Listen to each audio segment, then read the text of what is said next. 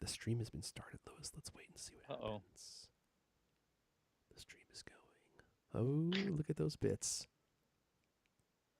Those are some nice looking bits, Lewis. Everyone says so. You're so enamored of the bits. Well, they're important. No bits, no show. Okay, Lewis. Boom. Oh, that's just me. Boom. Oh, good Lord. Oh, Lewis is going to croak live here on air. Great. I've had like this ongoing cough, man. I even sound sick, don't I? I still Yeah, feel you do. I still feel like I sound sick. Yeah, I'm still congested. But no one wants to hear me talk about that, Lewis. That's not what we're doing. Yeah, because the show is like 50% that. At least I try to fill the show with at least 50% of my head congestion talk, and then we'll do like 5 minutes of Apple stories, and then we'll call it good. That sounds great. Let's see if anyone else here shows Sputum up. cast. We got Mark D. He says, help! Oh, no, he says hello. It looks like help. Budget USA might as well be help. We're talking about head congestion. We got Budget USA. He says, good evening, gentlemen. We got Jeremy Edwards. He says, it's Rona Papa Earth. Yeah, no kidding, dude. It won't let go. We got Mark T saying, Dr. E. That's me. The doctor's in. We got Alfredo Garcia saying, Happy New Year. Happy 2023. The first show of the year. Oh, I didn't even realize that. That's true. First show of the year. We're a little late. Obviously, my entire family has the flu. So I was asking Lewis if we could record a little bit late today. And, man, we got a lot of stuff here. Lots and lots and lots of stuff. So I think we're going to just go ahead and just dive right in. Lewis, you want this tweet action here? I just keep waiting, man. You're sitting here on tenterhooks. You forgot about the tweet, didn't you? No, I'm staring at the white Twitter screen. You're losing your touch. It's 2023. You forgot about the tweet. Head hurts. My eyes hurt. My eyes hurt too, but it wasn't until you joined the stream. I'm starting to get caney eyes. Oh no. Candy eyes. You don't want candy eyes, man. That's it. If you get candy eyes, you're out of here, man. Next thing you know. Blink, blink, blink, gone. Blink and you'll miss him. Candy eyes. Let's see here. Jeremy says, what's the best and strongest MagSafe pop socket or pop socket alternative? Anyone know? Well, you got me, man. I don't touch the stuff. MagSafe or pop socket? Yeah, those seem like they're very different things. Oh, I guess MagSafe pop socket. I wouldn't trust one of those because I feel like the magnet's not strong enough. You know, that's just me though. I just read somebody just released his OtterBox just released a phone with a pop. You know, what are those things are called? Yeah. What are those things called? I can't even remember what they're socket. Called. Pop socket. Yeah. I saw that story. Yeah. There's been a lot of news, man. And they're saying that CES just getting started. I know. I was even wondering, like, should we cover CES? Product avalanche. We're gonna cover a couple products from CES, but it's a deluge. And should have flown in. That would have been cool. I could have coughed all over everyone. But the thing is, I mean, there's so many products just rolling out. Like, we can't talk about all this stuff. And we still have our picks, best of 2022 picks, which I don't even know if we're going to get to today. So we'll find out. Let me go ahead and queue up Mrs. You-Know-Who. And we will get the show started. Oh, Mrs. D. Oh, Mrs. D. Happy 2023 to you. Oh, yes. I have some very special New Year's resolutions. Oh, really? Oh, yes.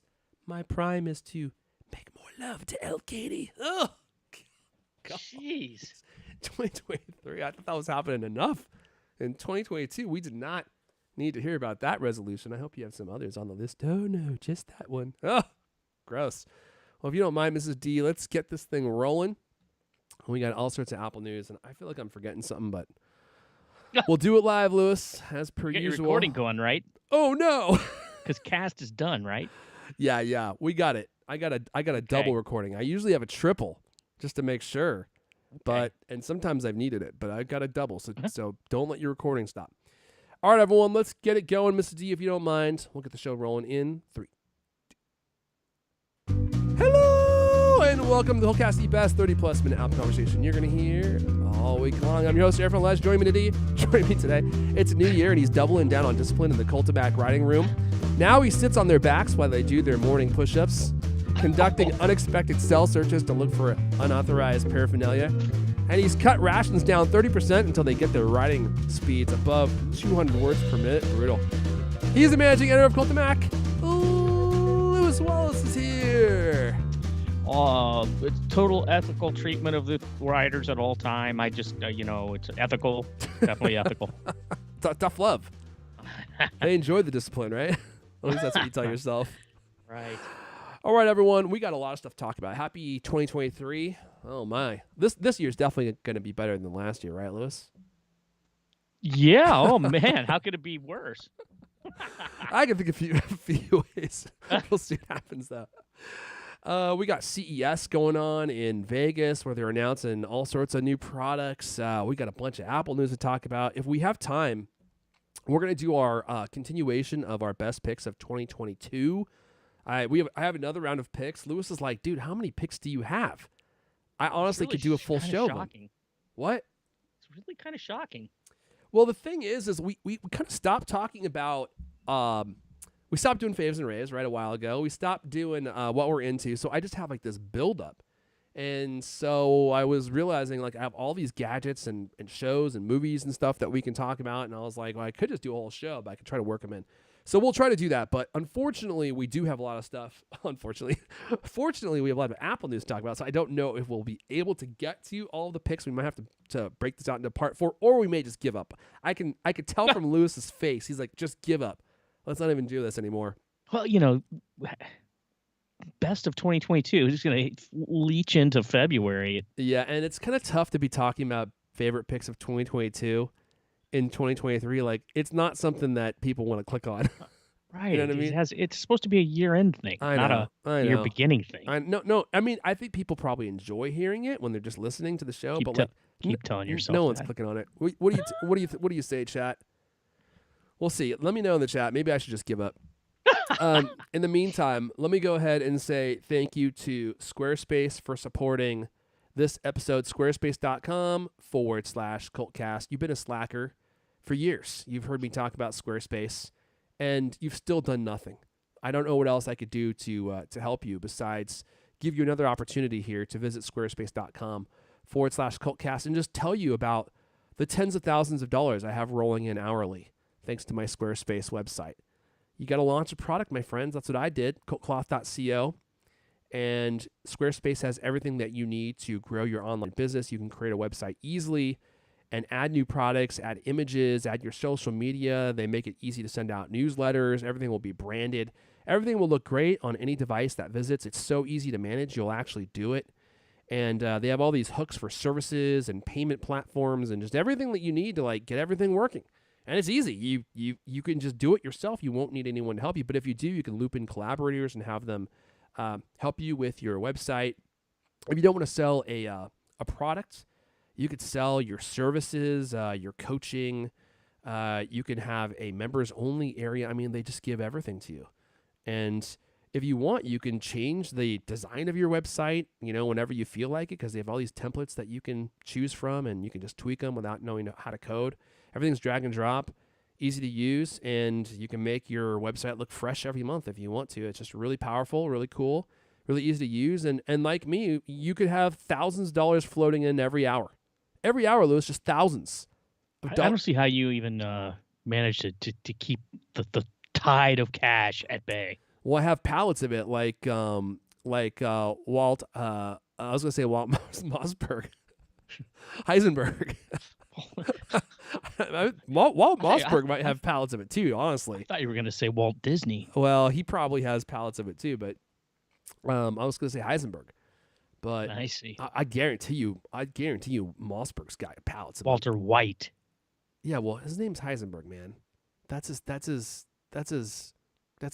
cook name. Walter White is his like teacher alias. You know what I'm saying? Yeah.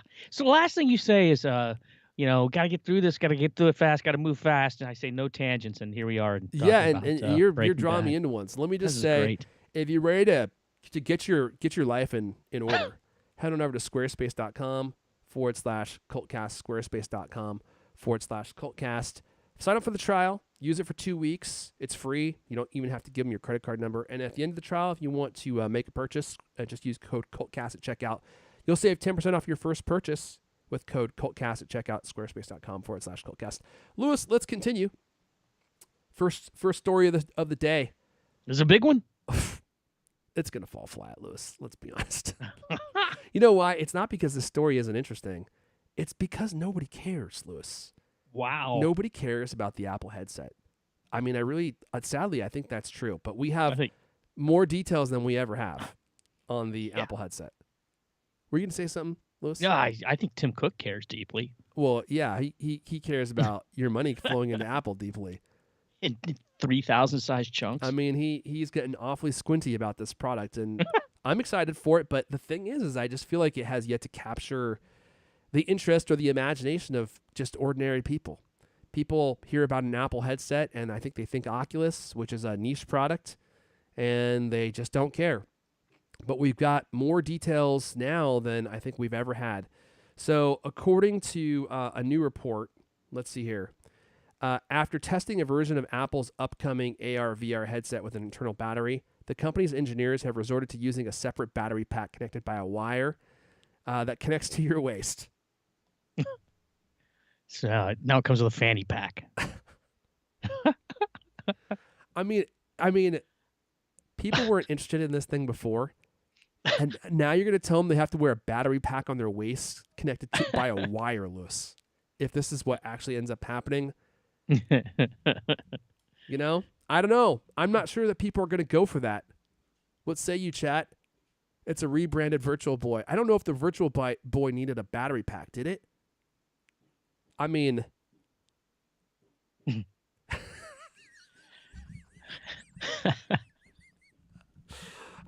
okay, let's see what happens, man. Let's see here.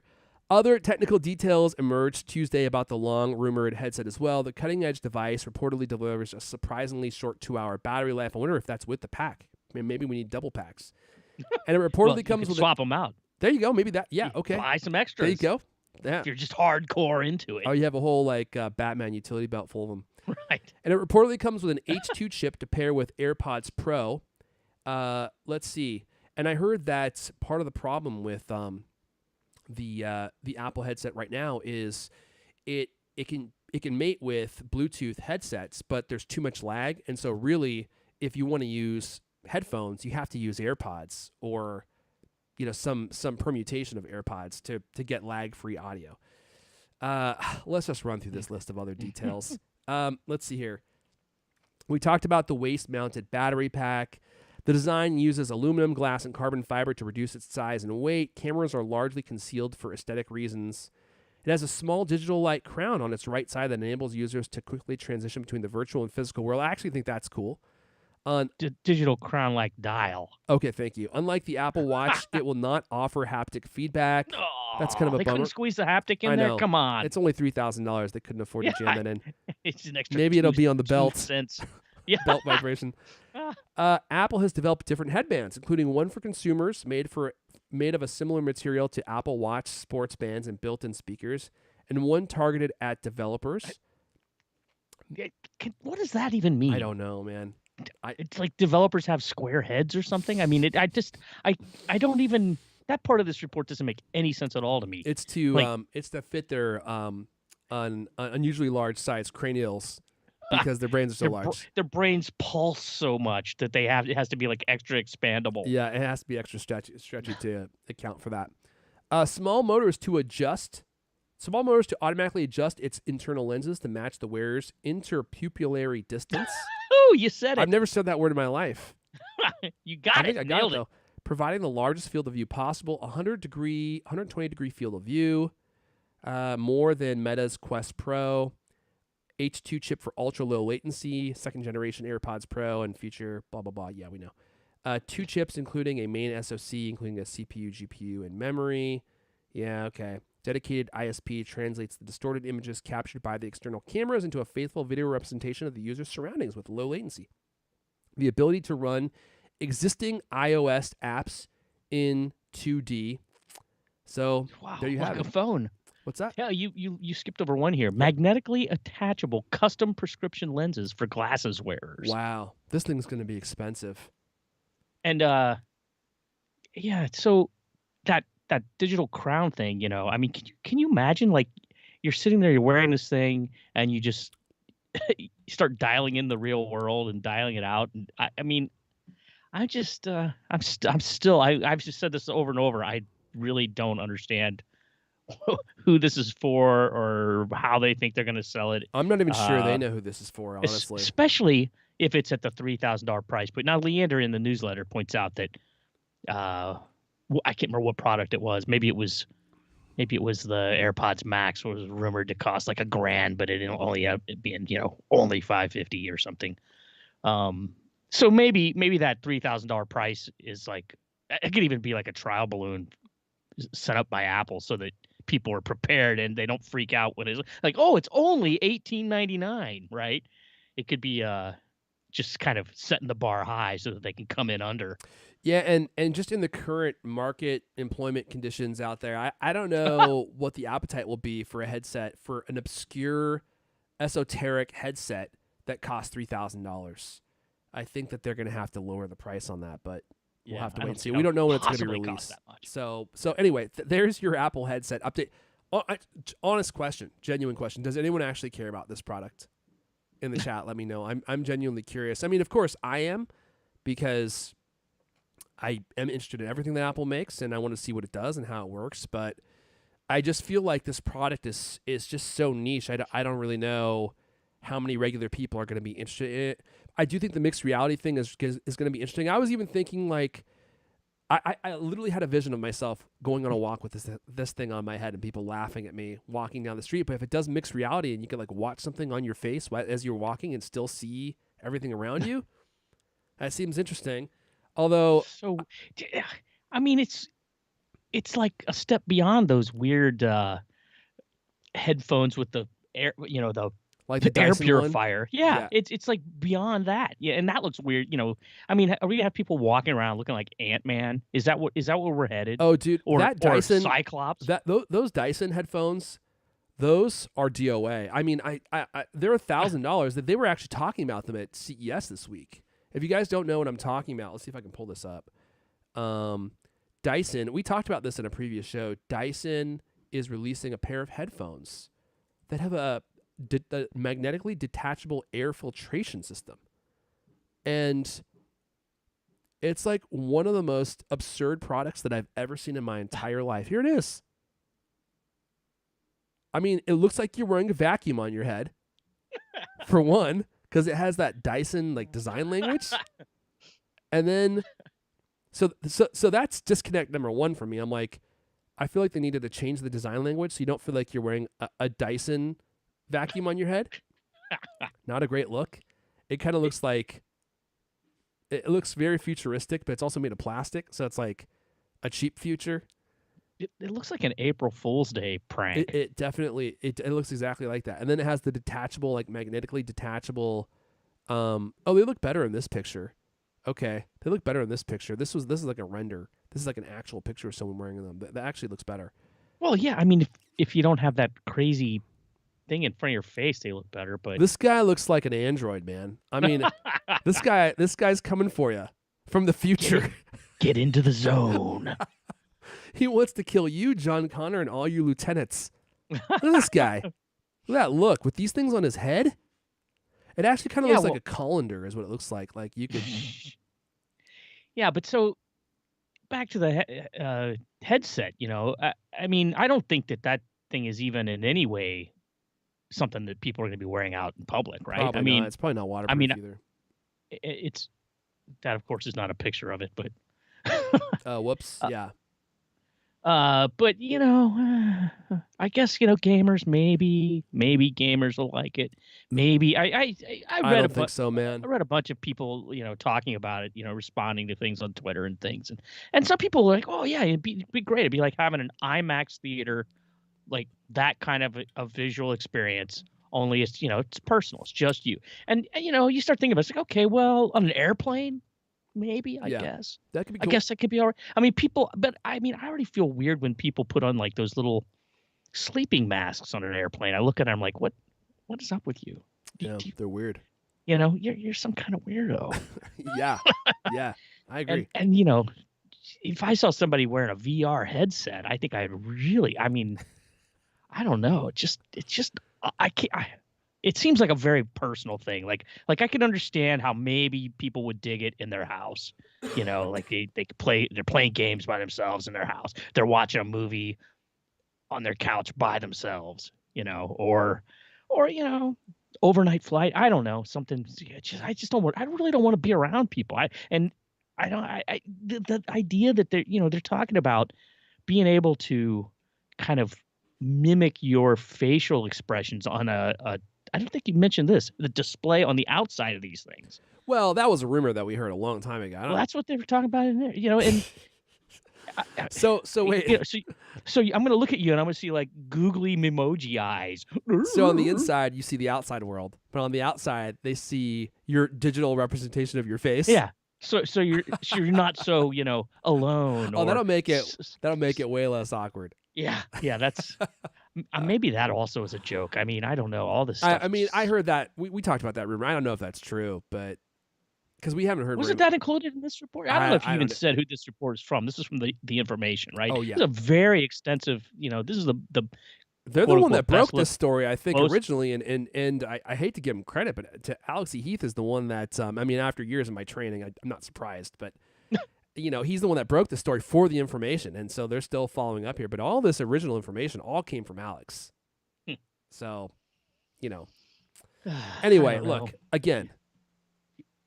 We're talking about a product no one cares about, so let's quickly move on. If it's $3,000, yeah, and you got a battery pack, and then you got to get a different battery pack. Because you don't want to run out of juice. Yeah. That's to be another $100. And then if you wear glasses, how much are those little magnetic things you wear how much are those going to cost? James Chang is saying, yeah, it makes for a good pair of ski goggles.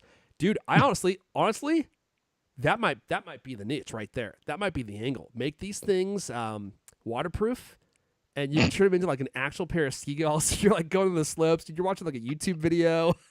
You can also see like all the trees. There's like a positioning system that's like showing you people in real time coming towards you. That might work. What if you could use this like a snorkel mask? Oh, now you're thinking. So you can go snorkeling, and instead of looking at the fish, you're watching a virtual fish. You're watching Finding Nemo. Yeah. Oh boy. All right. So, look. We've talked about that. I think we talked about that for 10 minutes, which was 8 minutes too long.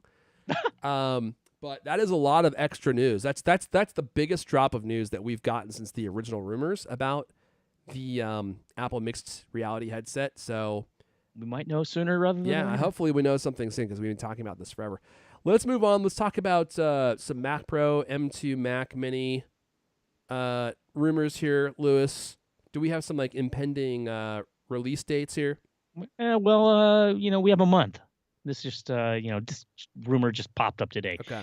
Supposedly, long-awaited Mac Pro desktop. This one with a Apple Silicon finally is supposed to debut at a big March event, according to the latest rumor. This comes from a tipster known as Leaks Apple Pro on the How to iSolve website, which I was not familiar with. I have heard of Leaks Apple Pro, and this leaker has. Like, I think the last thing that they nailed was exactly how AirPods 3 were going to look or something. Anyway, so they're saying that this event is going to showcase also showcase an updated Mac Mini with an Apple M2 chip and 3 new MacBooks, including 15-inch MacBook Air. Oh, that's the one that you're excited about. That would be that would actually. That's probably one of my most anticipated products of the year, quite honestly. Like, if they actually release that, that's something that I think I would actually buy. Yeah, well, so, the highlight event is supposedly going to be this Apple Silicon-powered Mac Pro. What is that? Powerful desktop geared toward professionals. Right there in the name. I like the way we stated that very eloquently there on the website. We've been waiting for this for a while. The last version of the Mac Pro came out in 2019. Apple started its 2-year mission to transition all its computers to its own chips rather than Intel. 2 years, quote unquote. Yeah, we're now in year 3. So the other thing though is it supposedly it's going to have a M2 Ultra processor as opposed to a more powerful M2 Extreme chip that has reportedly been canceled. This thing's supposed to top out at 24 CPU cores, 76 GPU cores, and 192 gigabytes of RAM. It's going to be a monster for You sure. think that'll get your jobs done? I'm pretty sure I could tap out a few sentences. Think of all the Chrome tabs you could have open. But supposedly, since they're not gonna, have this super ultra whatever extreme, I can't keep the names of these chips. Like I can't keep prioritizing in my head which one's better than which, because they're all ultra, extreme, pro, max, pro. Oh, yeah. So anyway, but since it's not going to have this M2 Extreme chip, supposedly it's going to be cheaper and more efficient than the earlier version, and the current one starts at, you guessed it, $6,000. Wow. So this would be, if this comes in cheaper than that, of course they also have the Studio. So I don't know. It's odd to me. I still wonder about the Mac Studio, and you wondered enough to buy one and sell it. Yeah, I mean, I love the machine itself. Don't get me wrong. I actually really love that machine, but it had two problems. One was just a problem for me personally, and the other one was an actual problem. I don't want to go off on a tangent. I'm going to resist doing that. Sorry, but I will just enumerate quickly is, one, no battery, obviously. And for me, that was a much bigger issue than I thought it was going to be. So I actually ended up selling it for that reason. But then the second reason, obviously, is if you get the M1 Ultra, it doesn't deliver nearly the performance you would expect it to. And I think that's because of a design issue that it has. It doesn't have like I forget exactly what the problem was. The bus, right? Like the bus width or something is not wide enough to transfer the amount of data that it can actually process or something like that. I'm probably messing up the exact reason. But that is why the Ultra performance was so ultra disappointing, at least for me. You buy what is essentially two M1 Max chips fused together, and you would expect it to have almost double the performance. Well, I think the best case scenario I saw was like 20 to 30% better performance, and for me, I was like, you literally charge me, the price of two M1 Max chips, and I'm not reaping any great performance increase. So what's the point of this? Like the machine to get is the M1 Max Mac Studio. Like that thing is a beast, and it's only, I think, what, like $1,700, $1,800 or something, and it's only 20%, 30% slower than the Ultra version in most instances. I was like, this makes no sense. Maybe they'll get that figured out with the M2 Ultra. I hope so. You would think that would be something that they would fix, in which case I'm going to be back on board the Mac Studio. Actually, no, I won't be, because you can get a Mac Pro. Yeah, maybe. I just need something that has a battery, man. I can't. If only they made the Mac Studio with a battery. I can just take it with me, connect it to my TV. That doesn't sound like too much work, does it? Well, if you're looking for something that is not so expensive, and you're tired of all these high prices in Apple products, who's tired of high prices? Don't you just need a break sometimes? I mean, we have the Apple Studio Display, which is massively overpriced. It's a great monitor, but I think that it's overpriced for what you get, and tech companies were aware. I think the hype over the Mac Studio or the Apple Studio Display, it raised some eyebrows in the tech world of the need for a monitor, like a 5K, 6K monitor. And this year at CES, we had two announcements of two monitors that are going to be competing with the Apple Studio Display, and we'll have to see how these turn out. I'm always suspicious of Samsung too, because they always market stuff and they make it seem as though they have something that is the same as what Apple has, but it's just like half the price. And then you'll investigate it and it's like, yeah, it's not nearly as good. They're cutting all these corners, and the quality that you get is commensurate with the price that you're paying. So we do have some monitors that were announced that look like they're pretty exciting. That would be a great fit for those of you that, have Apple products in your life. And the first one I wanted to mention was this one from Dell. Dell's new 32-inch 6K monitor gives Apple's ProDisplay XDR some competition. Now, I will say right from the get-go, we don't know much about this. We have some specs. We don't know the price. But I would be pretty surprised if this was like more than a couple $1,000s, if that. The ultra-sharp 32 blends and features found on the Studio Display with a larger screen and lots more ports. Now, it's a little controversial for those of you who are looking at the images here live. There is a giant 4K webcam, fused to the top of this display, which a lot of people were making fun of. I actually think it looks fine. I don't really see that much of a problem with this thing. and it's a 4K webcam. I wish it was not there, honestly. Like, just sell it to me without the webcam.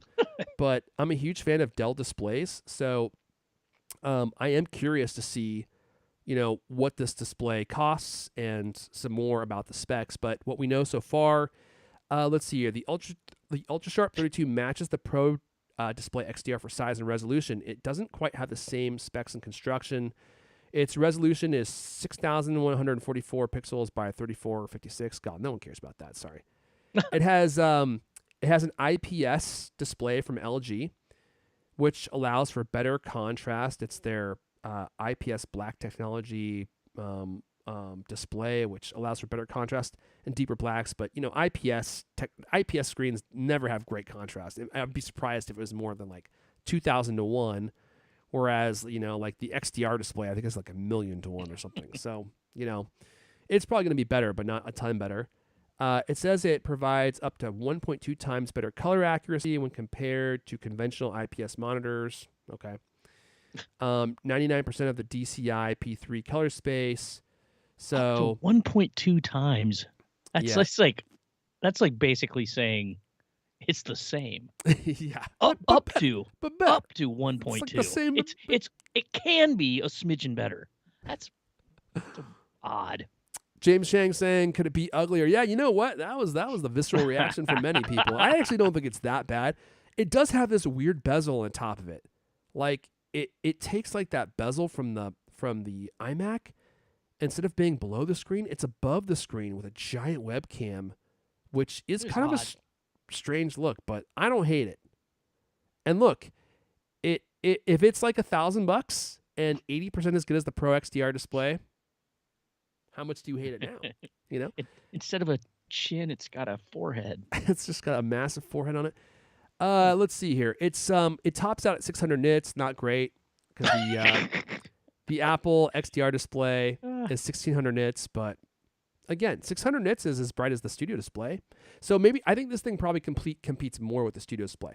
We also have this other display, the Samsung ViewFinity S9, a sleek alternative to Apple's Studio display. I apologize in advance. I'm reading from The Verge. It looks similar and might be using the very same panel, but it will likely cost less. We're on the cusp of like. I could talk a whole show about this. We're on the cusp of some pretty big leaps forward in display technology, and in other areas as well, like AI. We could do a whole episode just on AI. There's QD OLED out now. Samsung or LG has this new micro lens array that they're putting on their new flagship OLEDs that concentrate light emission into certain areas to make them much brighter, which is the biggest problem with OLEDs, is that they're not bright enough. So we're just in an exciting area when it comes to displays. And I'm curious to see, and Samsung is kind of leading the way. I mean, they're the ones making the QD OLED panels that everyone is using, including Sony. So, I like to clown on Samsung for some things, but they definitely are doing some things very well. And so they have their ViewFinity S9 monitor. They've announced it this week. It has a 5K resolution, 27 inches, a stylish aluminum enclosure, and it looks kind of like the Studio display. In fact, I mean, if I just glance at that quickly, I would say that is the Studio display. Wouldn't you, Liz? It does. It looks exactly like it. I was wondering if they got the pictures mixed up. Let's see, 99% of the DCI P3 wide color gamut.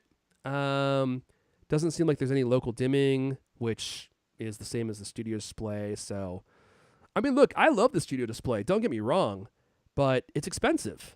And I don't think it's worth what they're charging for it. And the reason I think these two monitors are so interesting is, if nothing else, they put pressure on Apple, which is a good thing. And Apple, well, I was going to say maybe they'll lower their price. They won't. But at least you'll have alternatives here that may be close enough to what you need if you need a 5K display. There is a serious lack of 5K displays in the marketplace. And the thing about 4K displays is they force your GPU to work a lot harder if you have a Mac, because with a 5K display, they just double the resolution. But with a 5 or 4K display, they have to do all this math and resize all the frames, and it just doesn't work. Really? Yeah. I had never heard that.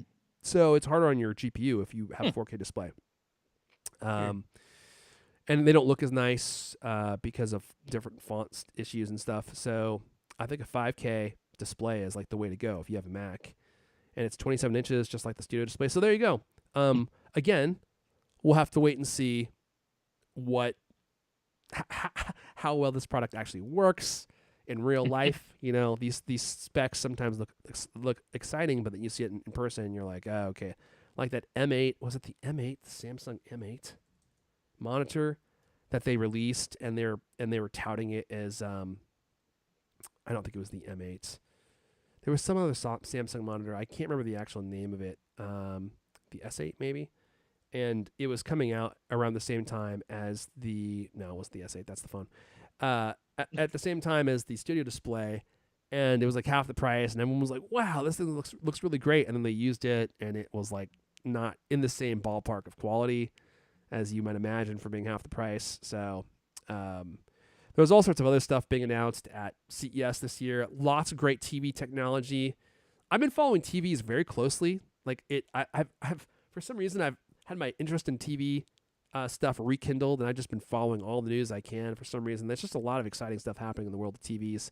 By the way, well, I'll save this for later. I was going to mention a couple other things about the QD OLED that I talked about last show, because I've had more time to use it now, and my opinion has definitely changed since the last show. So for the better or for the worse? For the better. Oh, for the much better, actually. That's for the A95K, that Sony A95K. Things are looking up. It's man. Well, we can talk about it later if we have time. If not, we'll bump it to next show. So that's all the CES news I think that we have time to cover this week. Before we move on, I did want to talk quickly about one other Apple story that kind of flew under the radar this week, and I wanted to bring it up real fast. I'm going to play something for you, Lewis, and for our dear listeners. Let's see here. And I want you to tell me if anything about this sounds interesting or unusual. Okay? Ready? Hold on a second. Let me turn this up so you guys can all hear it. I want stories that lift me up and make me smile. And that's why I created Port Provident, a town for all of us to visit for a sweet escape. I'd like to invite you to join that reader community today. Just go to www.kristenethridge.com/newsletter.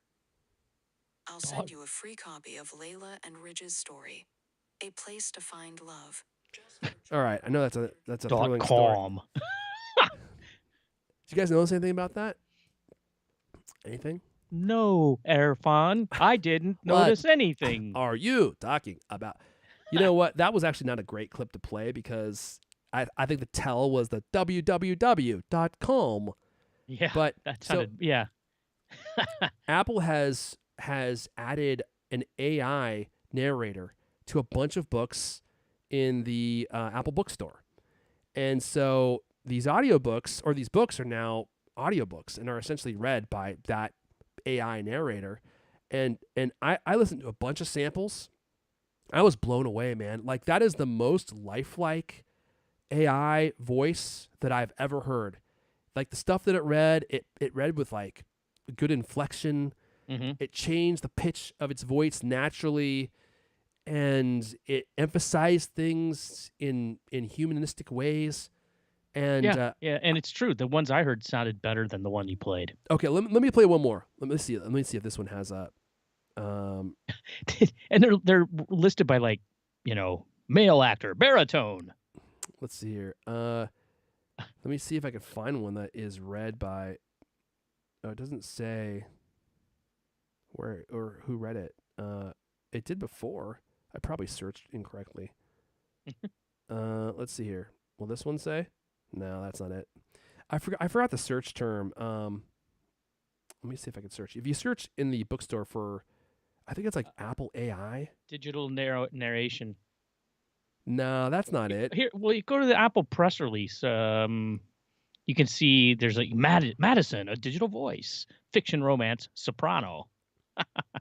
Jackson, a digital voice, fiction, romance, baritone. Oh, really? There's a guy voice. Yeah, too. here, I'll drop you a link in Slack. All right, Jackson. Let me see if I can. It'll show you. Yeah, but how do you find them on the bookstore? I think you search for digital translation Okay. or digital narration. Digital narration. Let's Oh, see sorry. Searching for AI narration. Sorry. that's what you I go. was getting. AI Sorry. narration. Because I knew it was AI something. I just sent you a link, man. I Grab don't need your stinking links. Grab a link. It's I don't need very your well stinking laid links. out. Mitchell, a digital voice, I feel like- nonfiction, self-development baritone. What's his name? Jackson? Mitchell. And there's one named Jackson, and there's also Helena, Oh, a digital voice, nonfiction, self-development, Mona Ingram. soprano. Okay, well, It's odd that they bust them out by like what type of books they're I feel good like- at reading. I feel like these are all like romance novels. Well, it's the two that they have are fiction and romance. There's two different, a male and a female, and then there's nonfiction / self-development and a male and a female. That's what they show off in their support page about this, right? Okay, yeah, like these are literally all.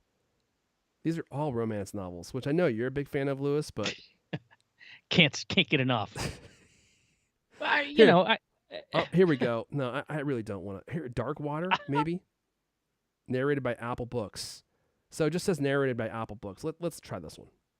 Abdullah climbed from the SUV. As he closed the door, he could feel its extra weight. The door shut with a satisfying thunk. They'd molded 100 pounds of Semtex into the hood, doors, and quarter panels of the Toyota before pouring quarter-inch steel ball bearings. A deadly, flying hail on top of the plastic explosives. Dude, that is outstanding. That sounds exactly like a human. And it's all just, it's just an AI narrative. Anyway, cool story. I mean, I don't know how interesting that is to this audience, but I know that audiobooks are like this huge expanding thing, and it's very expensive to hire someone to read your book, which is why a lot of people don't do it because it's just not worth it. But if you could have an AI narrator, I would say that is probably 85%, if not 90% of the way to a normal human. Wouldn't you say? I mean, there are some special talents out there that do things better than everyone else, but the vast majority of book readers read just kind of like that. It's if they're just reading you a book. Well, I mean, for crying out loud, Cult of Mac Deals has had a sale on this thing called Mic Monster, which is an AI voiceover app, and it costs like, I can't even remember how much it was on sale for, $59. Mm-hmm. So, that's designed for people who have podcasts or whatever they want to, or if they want to take like a presentation notes and have it, just be read out, right? I guess that thing retails for $120. We had a deal on it, but it seems like a pretty good thing. I mean, if you've ever listened to people talk about recording these, I mean, some of the writers that get tasked with reading their own things, they're like, oh God, it's a horrible nightmare. Yeah, I mean, I don't think LK has ever narrated his own books, right? Yeah, I don't know. I don't think so. I don't know anything about audiobooks. I never listened to them. But I can see how this would be a super easy way to just say, hey, because we don't have 16 hours of studio time. Although that whole thing has probably changed too. I mean, people probably just do it from their desktop now. Just find a quiet place where nobody's coughing, which is virtually impossible now.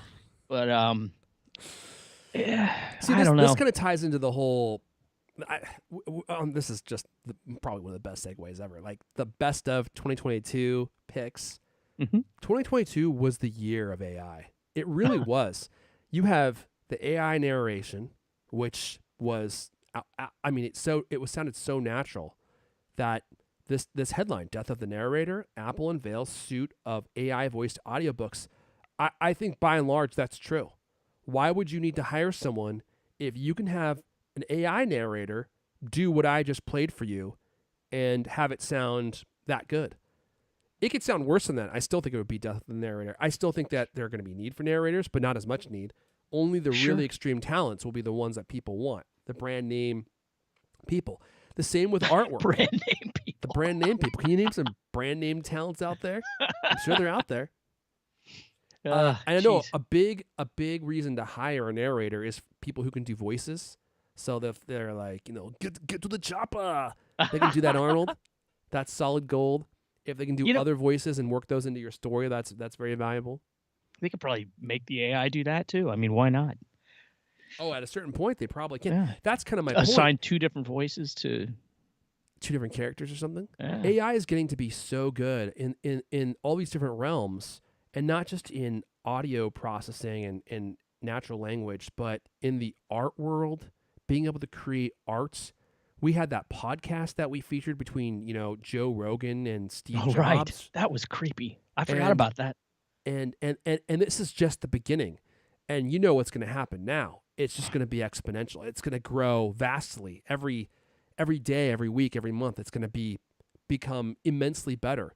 I mean, now they are releasing these apps that run on your GPU, so you can do all of the processing on your own.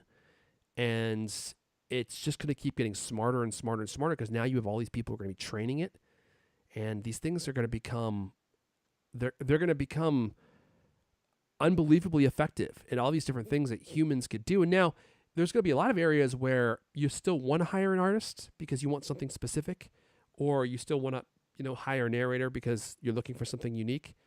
But for the vast majority of people, they just want good enough. Like, they just need something. It doesn't need to be perfect.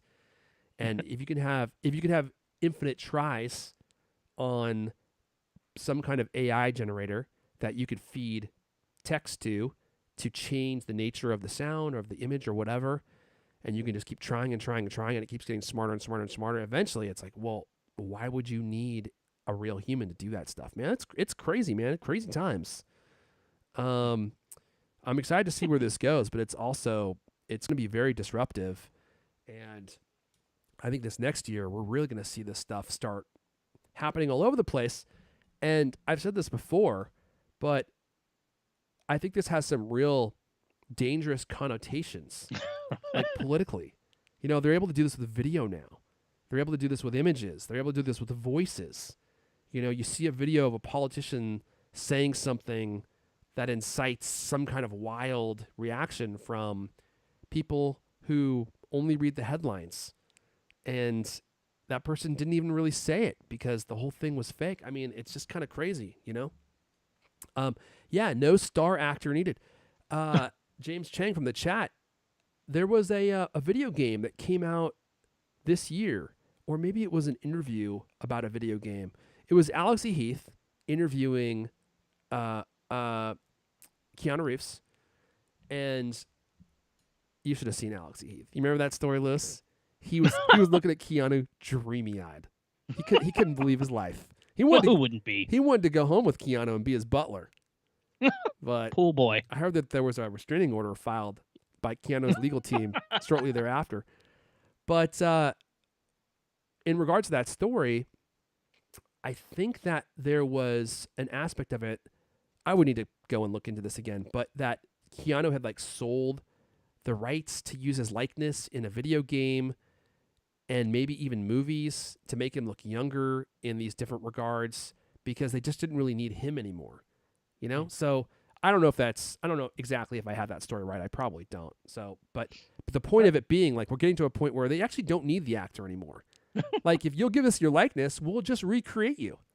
And there's been some interesting recreations. I don't know how many of you watch Star Wars on Disney Plus, any of the Star Wars content, but there's been some reprisals that were purely machine learning in nature, and they were damn good.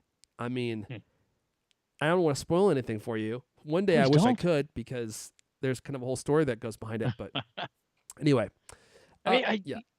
just not to beat a dead horse, but that service we were selling, Mike Monster, 600 lifelike voices, 129 languages. Wow. I mean, how can you beat that? It even had a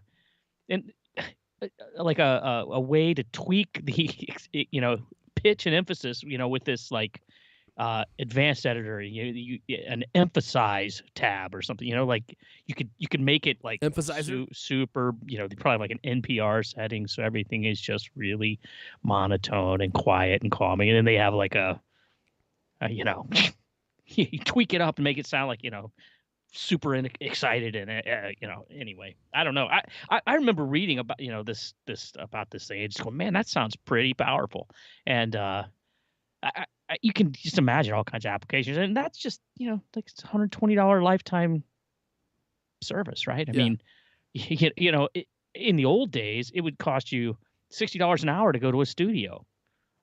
Well, and how long does it take to read a book? It takes a while. Yeah, takes a I few mean, days. obviously now, like the studio thing that's blown up. But Well, one thing AI will never be able to recreate, Lewis, is what's that? the power of the squint. TC's got that on lockdown. No one squints like him, and when he really locks that squint in, he's making a damn good point, and it's important. You better listen up, because he's making a point that you need to hear. And that Serious squint, business. it like sharpens his focus, and it shoots that emphasis right into your soul, right into the middle of your soul, where your existence is. He just shoots it in there with that sharp little, just like, it's got 5G, y'all. It's lasering it right in there. 5G. Oh man, Lewis, That's still the biggest ripoff I've seen. that really was a gimmick, wasn't it? Although, let me see if I took a picture of this.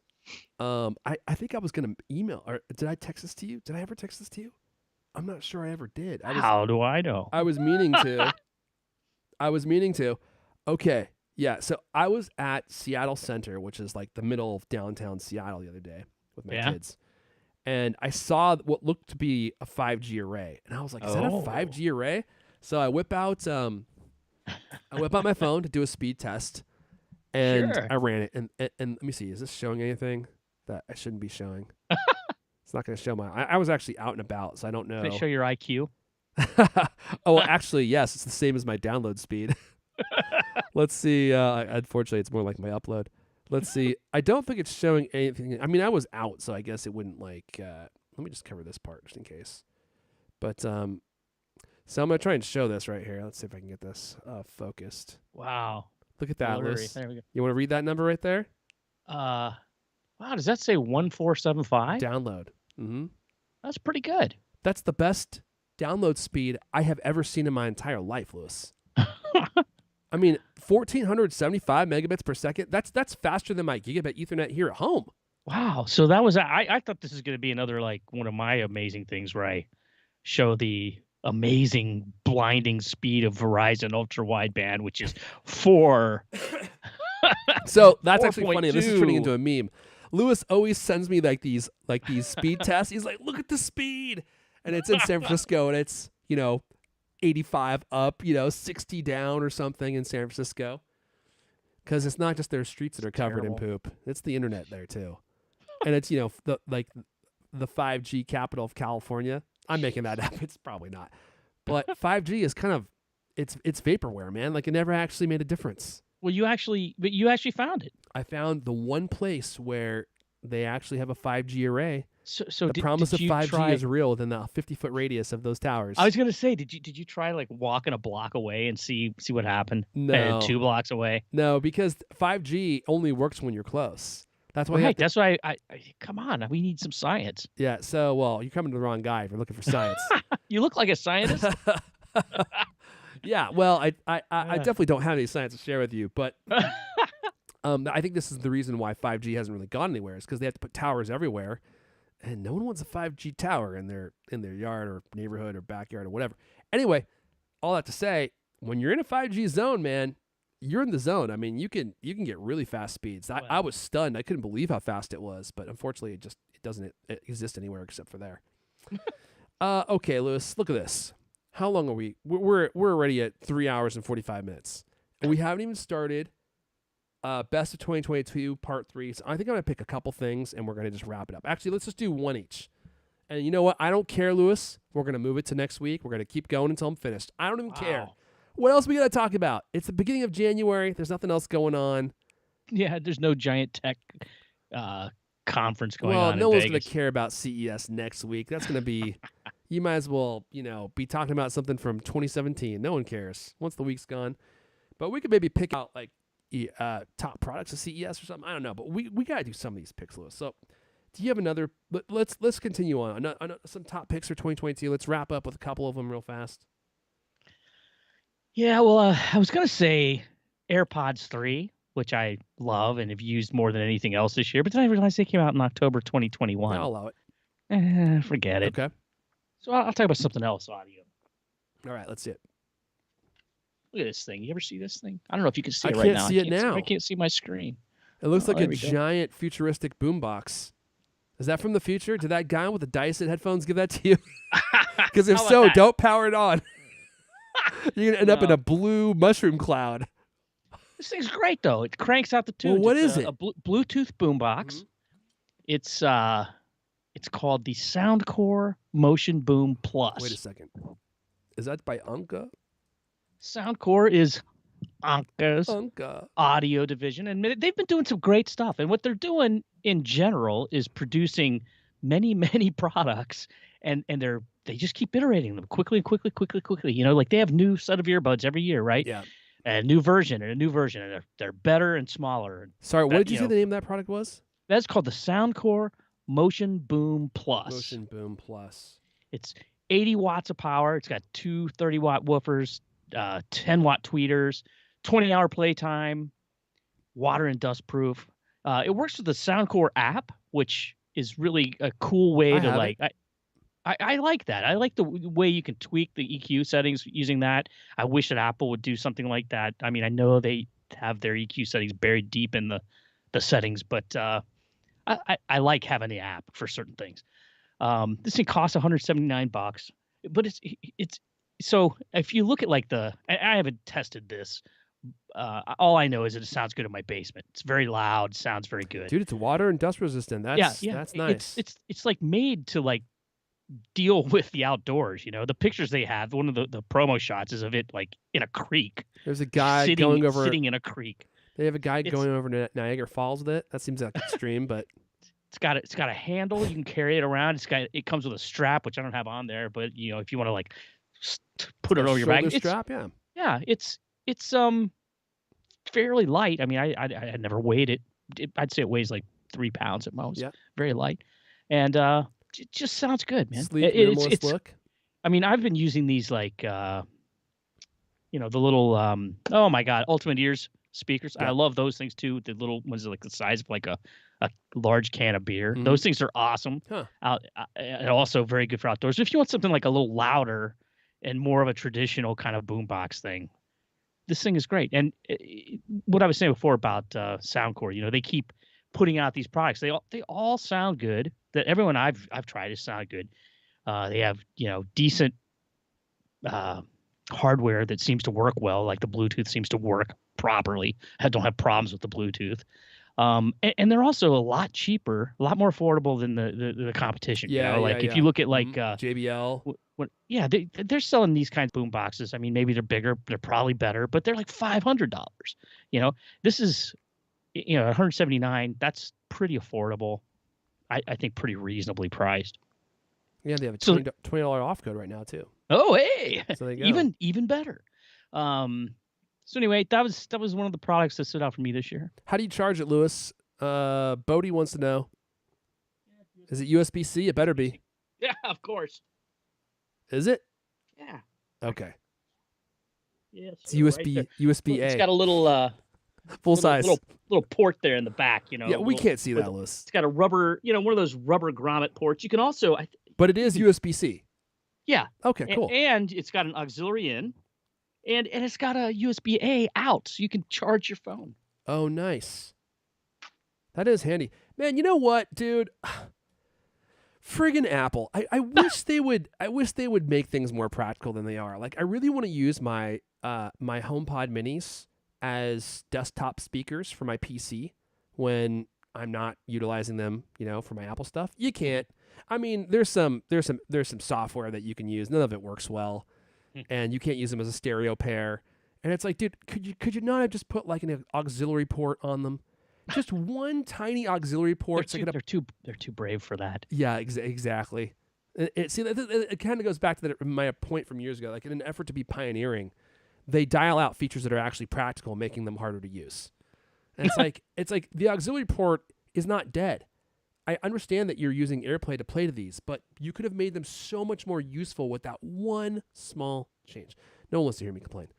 Where would they put an aux out on those little round things? I mean, I don't know, on the bottom, man. I guess if they had a little channel, maybe. Yeah, they'd have to channel it. I mean, they could channel it right next to the power cord, which comes out. Let me see. I'm It goes right embarrassed in to the admit back, I this, but guess. I don't even know where my my HomePod Mini went. I looked on my desk the other day. It's not there. I'm like, Oh, great. where did it go? Well, it's probably with the rest of your The stuff wife that the probably burglar swiped it. stole. Just gone. All right, Lewis, I got to wrap up. So I'm sure you do. let me do a couple of quick picks here. And we're going to have to keep this going maybe next week. Jeez, I don't have that much stuff. Okay, I'll do 1.5. I'll do an update to my Sony A95K segment from last week because it's, well, maybe You're not. doing an update rather than a new product. Well, just a quick update. Update because people seem By to the be way, really, yeah. This is where we need to commit to doing the under review segments. I know. Every week, right? I So you know. don't have this backlog of stuff you feel like you got to go through. You're right. Come You're on. right. When you're right, you're right. And you're always right. Yeah, I know. You're right. So I have Sony's flagship television. No, they didn't send it to me. I wish they would have because I paid for it. I would have much rather than giving it to me for free. I would have said whatever they wanted. They could have sent me a script with it. I would have read it to you verbatim and pretended that was my own opinion, But I paid for this thing, and last week I feel like my opinion was a little more tempered than it is now. QD OLED is the next generation of OLED technology. OLED is, I think, in many respects, the best visual technology that exists today. It has the most contrast ratio, the best looking image quality, the fastest motion. OLED TVs are generally, I think, the best television experiences that are out there. QD OLED changes that technology so that those televisions are able to get brighter and also show you a much wider gamut of color. So I've run this television now through a lot of different content, and what I should have realized is, and I was early in my review as of last week, is the content matters, right? The quality of the content matters, and all 4K is not the same. Some 4K is better than others, and some 4K is newer than others. So I watched a lot more newer content with higher quality 4K streams, and I had my eyeballs almost blown out of my sockets and out through my ears, possibly even through orifices that were lower than that. When you give this TV what it needs, when you give the juice that it needs, that's when it gives you, it truly is a spectacle to behold. Like the brightness, the shadow detail, the volume of different color that it's able to display is unlike anything that I've ever seen before. It truly is the most dazzling visual experience that I've ever had. I still don't think that it's worth its current price. I paid $2,500 for mine. Someone asked me last week if I would pay more. No, I wouldn't, because QD OLED technology is already getting better. They're announcing a bunch of new QD OLED technology this week. I mean, like this very week at CES. Samsung is already updating their technology, so there's going to be a whole new generation of TVs coming out that are even better. So if you want this new generation of QD OLED, it's going to drop in price like crazy. Nothing drops in price faster than TVs, man. Like, it's crazy. After a year, they're worth like half of what their initial asking price was, if not less. And then within 2 years, you'll be able to get this TV for like $1,200. So I still wouldn't spend more than $2,500 for it, but it's exciting. Like the brightness, and Samsung is saying that their new generation of QD OLED is like 70% brighter than well, I'm not sure what their base comparison is, so I should probably be careful. I think it's 70% brighter than their current generation of QD OLED, but I'm not sure what they're comparing it to. So maybe, but even if it were only 20 to 30% brighter than the current generation, that's still amazing. I mean, that's the biggest weakness of OLED, is that it can't get very bright, and they're fixing that now. And then you have like this unbelievable, beautiful volume of color that this TV can show you. Like, I was watching this Disney Plus content. It's like the Apple screensaver content where it's just flying over a city. Except on this TV with this content, it was mind blowing. Like, you could see like the office lights were bright yellow, bright red, like all these colors that you just don't see on regular televisions or represented on these TVs. They're very color accurate. They're very bright. Like, normally on a TV, if it's bright, it's just a bright white, because that's usually what their go-to to make things brighter. But like with these TVs, the colors themselves get bright. So you have like really bright red LEDs blinking on and off on these buildings, like the airplane warning lights, all that kind of airplane warning lights. Like all that stuff that you would never notice now is in your face. Looks beautiful. I'm not going to go on and on. You're right. This was a very short update. Yeah. Okay. Moving on from that. The other thing I was going to tout, not a new show in 2022, but new to me, HBO Max, The Leftovers. Have you seen it, Lewis? I think I watched a couple of episodes of this when it came out and Okay. lost I think interest. it came out you in know? 2014. It ended in 2017. So again, not new, but new to me. And it is a strange show for sure. But it was the premise was gripping, and I watched all 3 seasons in like a week and a half, 2 weeks. And they were getting towards the end, and I was like, I do not know how they're going to wrap this up because they have so many questions they left open. And they actually, I think they pulled it off. In the last 2 episodes, they Well, that's good to actually know. pulled it off. And they don't tell you. So the premise of the show is not spoiling anything. Is this event happens where 2% of the population of the Earth just disappears. And no one knows what happened to these people. And I think what's interesting about this premise is if those people had just died, I think that the people here that were left behind would be able to move on. But because they don't know what happened, because they don't know where those people went, they don't know if they're alive or if they're dead, they don't know if they're coming back, they don't know if more people are going to be taken.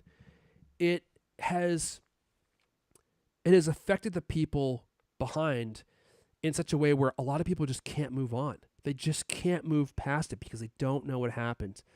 And you're living in this world now where all these people have just left, and it's just changed the nature. It's changed economies. It's changed cultures. It's just changed the entire Earth, even though it was such a small portion of the population. And you don't. Well, I don't want to spoil anything. It's done very well, and it resolves things in a way that's very satisfying, but without revealing everything, which I think is important because sometimes when they reveal too much, it ruins it. It's like a magic trick, right? You're like, oh, okay, now it's not interesting anymore. But it has a lot of like spiritual overtones. It's like the rapture. Yeah, I was gonna say it sounds like the rapture. Yeah, exactly. And they're not even sure. They're not sure if it is the rapture. So like, there's a lot of people who are trying to figure out like what happened. Like they think that only the good people were taken.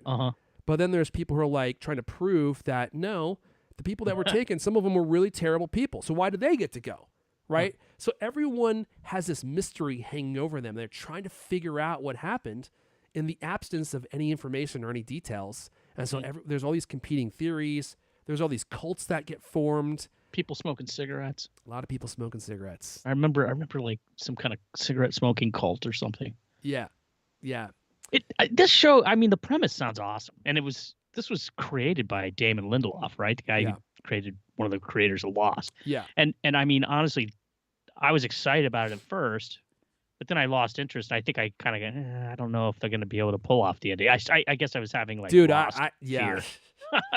When they're getting towards the end, I was like, you got to be kidding me. They're going to leave us with all of this. It's just like Lost, man. It's Lost all over again.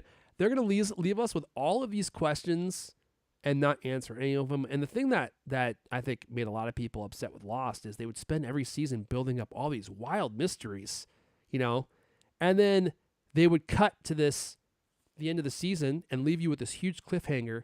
And then the next season they'd come back and they'd be like, remember all those mysteries? Don't worry about those. That's last season. Here are these new mysteries. You need to focus on these. And they would never answer any questions. And they did some of that in this show, but they resolved a lot of stuff. And I think it was a really terrific ending. So anyway, I'm going to leave it there. It's just 3 seasons, right? It's just 3 seasons, man. And it's like 8 episodes per season. And 28 episodes. Yeah, 28 hours of television. You can get it done in 2 days if you wanted to. Don't eat, don't poop, don't sneeze, don't cough. Don't want to miss it. If you get one of those special Idiocracy chairs, you don't have to worry about the... What? Do you remember the chairs in Idiocracy? Like you said, don't eat, don't poop. Well, I vaguely remember like that. the toilet chair. Was there? I just remember the show, Kick Him in the Nards. Which, you know what? We've reached a point in our culture where that actually might be a popular show. Would you agree, Lewis? Might be. I'm surprised they actually haven't produced it. Well, I mean, isn't that almost what Jackass is? 2023, anything can happen. Yeah, even Jackass is more sophisticated than that, but they run out of material. That might be the next season. All right, everyone, we're going to go ahead and wrap it up there. That's all the CultCast we have for you guys this week. Thanks for tuning in and hanging out with us on the first show of 2023. Woohoo! If you want the fun to continue, I'm at Airfun on Twitter, ERF. When Lewis is at Lewis Wallace. This has been the CultCast, the best 30-plus minute Apple conversation you're going to hear all week long. New episodes of the CultCast come out every Thursday night. I want to thank everyone for listening, for hanging out live, and we'll see you guys